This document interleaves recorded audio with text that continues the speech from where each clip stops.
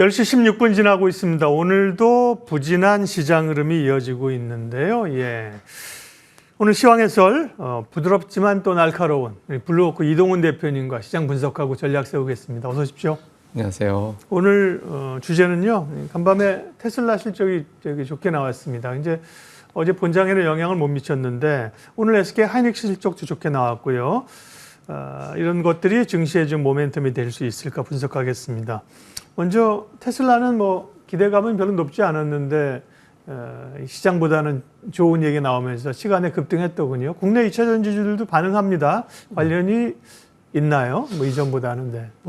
테슬라 주가 등락보다 그러니까 네. 테슬라 주가가 뭐 때문에 움직였느냐에 따라 좀 달랐잖아요. 그동안에 머스크 이슈 때문에 올라간다든가 네. 아니면 우주항공 이슈로 올라간다든가 이건 네. 사실 국내 2차 전지하고는 상관없는 문제였거든요. 그렇죠. 근데 오늘 같은 경우는 내용을 보면 매출은 조금 예상보다 덜 나오긴 했지만 이익이 잘 나왔다라는 점, 그리고 그러니까 저가로 밀어내서 잘 팔렸다라고 보기는 좀 어려운 그런 대목이죠. 이렇게 해석될 수 있는 거고, 또 내년도 차량 인도량 전망을 한 204만 대 정도로 전망을 했거든요. 그래서 올해보다 성장한다라는 점을 좀 제시를 했다라는 점에서 본다라면 어느 정도 이제 2차 전지 비롯해서 이제 전기차 관련된 종목군들에 대한 좀 겁을 좀 덜 먹어도 되는 그런 단계로 좀 넘어갈 가능성은 있다, 이렇게 볼 수 있을 것 같습니다. 특히 이제 앞서 말씀드린 대로 그동안 이제 본업보다는 머스크의 어떤 특이한 어떤 행동이라든가 다른 사업에 대해서 주목도를 많이 받다가 네. 전기차 자체가 내년도에 올해보다는 더 많이 팔린다라는 비전을 제시했기 때문에 이런 부분들 감안해 보면 테슬라 주가가 이제 전기차 모멘텀으로 올라가고 하면서 2차 전지가 제한적인 수준이긴 하겠지만 어느 정도 좀 반등할 수 있는 여건을 만들어서 기술적 반등 정도는 좀 어느 정도는 가능한 그런 상황은 만들어줬다, 이렇게 봐야겠습니다. 네. 2차 전지가 최근에 좀 제법 반등을 했다가 지금 좀 쉬는 국면이잖아요. 예. 그런 것들이 오늘도 보면 그렇게 LG에너지 솔루션이 2% 정도 오르는 거 말고는 전체적으로 약합니다. 이 이슈 말고 2차 전지를 보게 되면 약간 기간 조정인가요? 매수할 수 있는 구간인가요? 숫자를 보면 LG에너지 솔루션 정도를 제외하고는 예상치하고 비교해 볼 때 이렇게 썩 좋은 성적이 나오는 것도 아니고, 또 실적이 확실하게 돌아섰다라고 이제 평가가 되는 것도 아니고요. 그리고 지금 이제 환경 자체가 전기차도 결국엔 자동차거든요. 근데 금리가 다시 올라가게 되면 전기차도 또 할부로 금융하는 분들이 많기 때문에 할부 금융 가격이 올라가게 될 때도 전기차 판매량에 영향을 받을 수밖에 없습니다. 그러니까 이런 어떤 외부 환경들을 고려해 볼 때 지금 2차 전지 어떤 업황 자체가 완전히 돌아섰다라고 단정 짓기는 어렵거든요. 그래서 제가 앞서서도 좀 기술적 반등 정도에 국한해야 된다라고 말씀드렸던 게, 숫자상 확실하게 돌아섰다라고 단정하기보다는 좀 기대감에 의해서 움직인다라고 봐야 돼서 좀 제한적인 수준의 어떤 반등, 이 정도로 보시는 게 좋겠습니다. 미국은 기준금리를 내리고 있습니다. 그리고 속도의 문제지만 앞으로도 내릴 건데 실제 금리는 오릅니다. 네, 미국의 국채금리가 이제 4.2까지 올라왔죠. 시장의 부담을 누르고 있는 상황인데 변동성도 있어요. 그 영향은 어떻게 보세요? 어느 정도? 대선 앞두고 두 후보들은 전부 다 어쨌든 경기 살리겠다라고 끌어올리겠다라고 네. 공약을 하기 때문에 여기에 대한 이제 부담이 있는 데다가 특히 이제 간밤에 나온 외신에서 보면 트럼프가 당선이 되면 재정 적자가 7조 5천억 달러 정도 더 증가될 거다, 이런 이제 분석도 나왔거든요. 근데 트럼프의 대표적인 공약이 이제 법인세 깎아주겠다라는 거잖아요. 그러니까 법인세 깎아주면 세금이 부족하게 되는데 그 부족한 세금을 관세를 부과해서 채울 것이다, 이렇게 하고 있고, 그렇게 되면 채권 발행 많이 늘어나게 되고 국채 발행이 늘어나게 되고 또 관세 부과하면 수입 물가 올라가고, 이거 다 금리 올리는 요인이 됩니다. 그래서 대선 전에 아무래도 좀 주목도가 높은 뉴스에 반응하게 되기 때문에 이 자체가 이제 금리를 끌어올리는 그런 영향을 주게 되고, 또 특히 이제 신흥 시장에는 좀 부담스러운 재료가 될 수 있어서 단기적으로는 좀 변수가 될 것 같은데요. 다만 어쨌든 금리 인하 사이클에 접어들고 있거든요. 최근에 금리를 좀 본다라면은 물가가 다시 아주 강하게 올라간다, 이렇게 볼 만한 데이터가 있지는 않습니다. 예를 들면 국제유가 올라갔다고 하지만 다시 지금 WTI 기준으로 70달러 부근에서 움직이고 있고요. 그리고 제가 보기에는 11월 고용 지표가 상당히 안 좋게 나올 가능성이 있거든요. 허리케인 여파도 네. 있었고 또 이제 일부 파업 영향도 있기 때문에 11월 고용 지표가 나왔을 때 금리 인하가 안 될 것이다라는 우려, 일부 분석은 또 소멸될 가능성이 높습니다. 그리고 이제 트럼프가 된다 하더라도 궁극적으로는 어느 정당이 되든 백악관, 의회 상원, 하원을 다 석권할 가능성은 그렇게 높아 보이지는 않거든요. 그래서 지금 같은 어떤 정책, 공약으로 내걸고 있는 정책이 완전히 추진된다라고 보기는 어려워서 대선 전후에 되면 아마 이제 금리는 점차 좀 안정화를 찾지 않을까. 그래서 단기적으로는 부담, 그 이후에는 안정 이렇게 이제 보고 있습니다. 네. 위로 금리는 보면 뭐 조금 더 오를 수 있는 구간은 지금 4.2까지 올라왔거든요. 밑으로 4% 밑으로 갔다가요, 그죠? 위로 오를 수 있는 구간들이 룸이 많지는 않다. 네. 지금 그 연준에서 금리 네. 내리기 전까지 올라온 거거든요, 사실은. 네. 금리 인하하기 직전에 어떤 10년물 금리 정도 기준으로 보면 그 정도 올라온 건데 이거를 돌파한다고 해서 금리를 계속 내리는데 뭐 10년물 금리 기준으로 4.4% 넘어가기는 좀 쉽지 않다라고 보여져서 네. 4.3 정도에서 이제 시장이 좀 한 차례 좀 위협받을 가능성이 있습니다만 현실적으로는 10년물이 지금 4.4를 넘어가기에는 좀 쉽지 않다 이렇게 보고 있습니다. 네. SK 하이닉스가 오늘 실적 발표를 했습니다. 이번 주에 중요한 일정이었고 7조 원을 넘을 수도 있다라는 시장 기대치가 있었는데 7조 넘게 나왔죠. 7조 300억으로 나왔고요. 시장 컨센을 상회를 했고 뭐 역대급 실적입니다. 그러나 SK 하이닉스 주가를 삼성전자랑 비교해서 좀 보여주실래요? 하이닉스는 1% 하락이건 뭐 이해가 뭐 됩니다. 어제 올랐고 이제 좀 선반영했다는 건데 삼성전자는 또 오늘 2%나 밀리면서 역시 부담을 주거든요. 실적과 반도체주 전략은요. 뭐 오늘 우선 주가가 빠지는 건 이제 숫자 보고 나면 이제 기계적으로 나오는 매도 물량이 좀 있거든요. 그리고 오늘이 또 목요일 위클리 만기도 있어서 이런 영향을 좀 받은 것 같고요. 그리고 우리가 실적 전에 이제 미국 시장 마감 상황을 보면 금리가 올라가서 빅테크가 대부분 빠졌습니다. 애플이 생산량 축소 가능성 제기하면서 빠진 게 있었고 또 이제 엔비디아도 거의 3% 가까이 빠졌거든요. 그래서 이런 어떤 악재가 겹쳐 있는 상태이기 때문에 뭐 하이닉스는 한편으로 보면 이런 악재 대비 실적이 잘 나오면서 이제 선방하고 있다 이렇게도 볼 수 있거든요.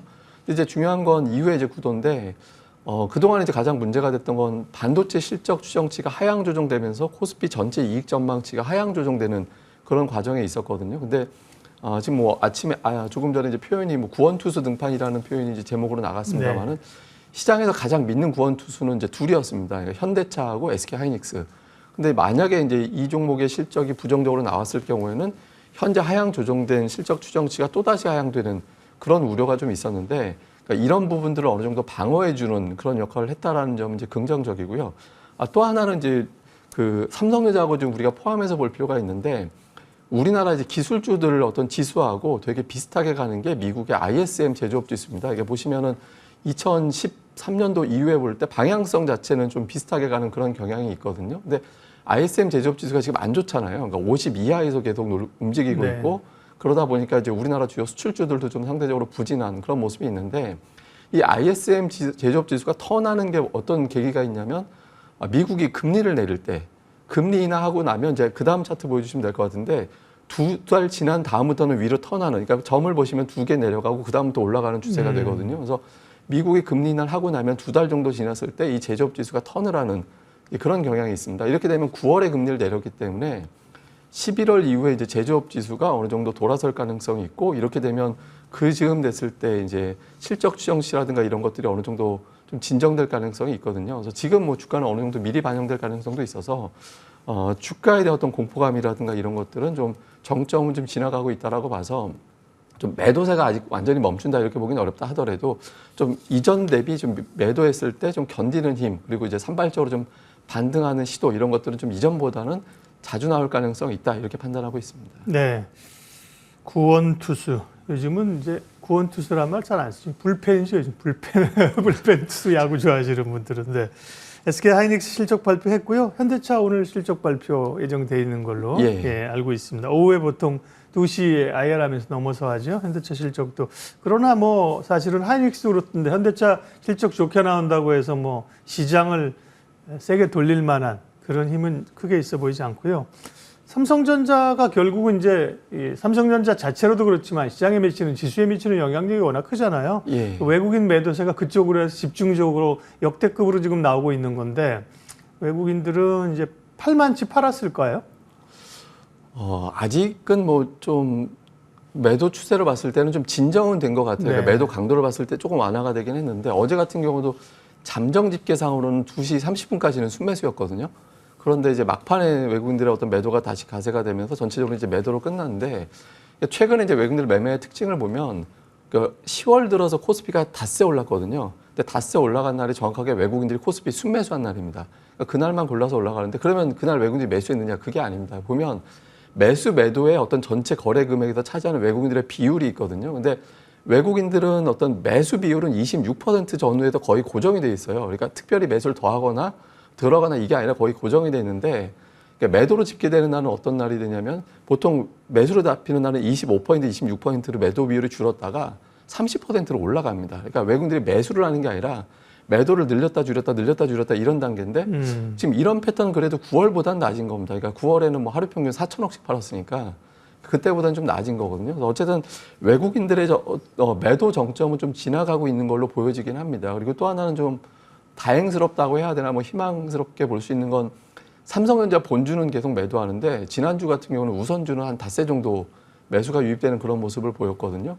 그리고 삼성전자 자체도 보시면 저 막대 그래프로 보고 계신 게 외국인 투자자들의 매도, 일별 매도 추이인데 보시면 그래프상 강해졌다가 줄어드는 그런 어떤 경향성이 나타나고 있습니다. 그래서 삼성전자에 대한 매도 정점은 어느 정도 지나간 걸로 보여지는데 이제 완전히 멈추기 위해서는 이제 좀 수치적인 어떤 확인, 앞서 말씀드렸던 하이닉스를 통해서 어떤 반도체 업황에 대해서 어느 정도 기대감을 갖게 된다든가 앞서 말씀드렸던 미국의 제조업 지표가 좀 안정되는 데이터를 보고 난다라면 아마 삼성전자의 매도가 완전히 멈추는 그런 흐름이 나올 것 같아서 지금은 좀 진정됐다. 뭐 이 정도로 보시는 게 합리적일 것 같습니다.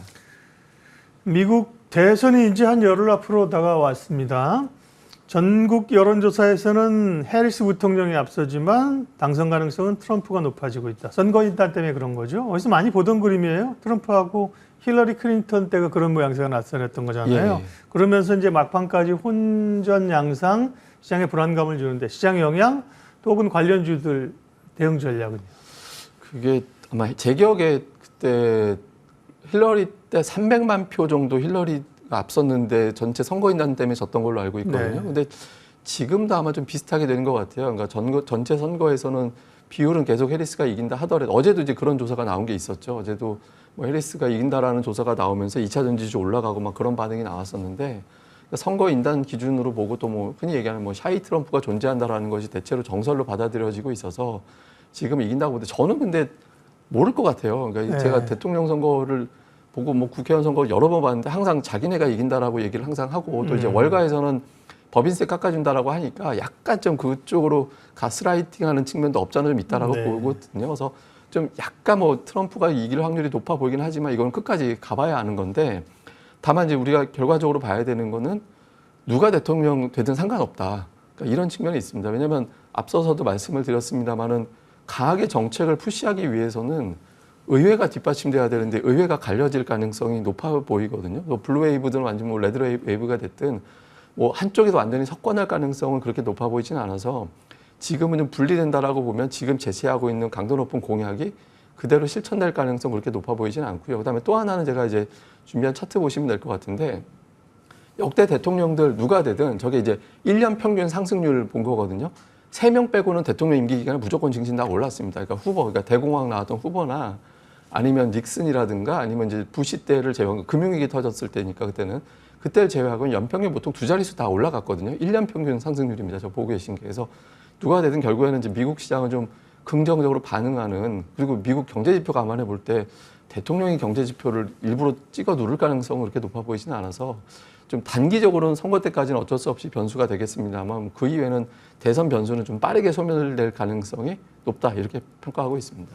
근데 지금 하원은 미국 하원은 지금 공화당이 공화당이 잡고 있잖아요, 그죠? 예. 상원에서 이번에 뒤집히게 되면 소위 공화당 양당 우세 레드웨이브가 되는 거잖아요. 그럴 가능성도 있지 않나요? 그럴 경우는 충격이 그럴 있나요? 가능성도 있긴 한데요. 네. 근데 이제 우리가 돌이켜 보면 트럼프가 집권하던 시기 때 글로벌 증시가 다 올랐습니다. 네. 그러니까 코스피도 그 4년 기간 동안에 보면 51% 정도 올랐거든요. 그러니까 우리가 지금 트럼프 대통령 될 때 안 좋다라고 평가했던 건 2018년도에 무역 전쟁이 극에 달하면서 그때 한 해 빠진 것 때문에 그런 건데 어차피 대통령 되고 나면 뭐 공약 때 제시했던 거 대부분 다 좀 일부는 부분적으로 손질하고 하게 되면서 뭐 금융시장 친화적인 어떤 정책이 결국엔 나오게 되거든요. 그래서 좀 그 부분에 대해서도 좀 과도하게 걱정할 필요는 없는 것 같습니다.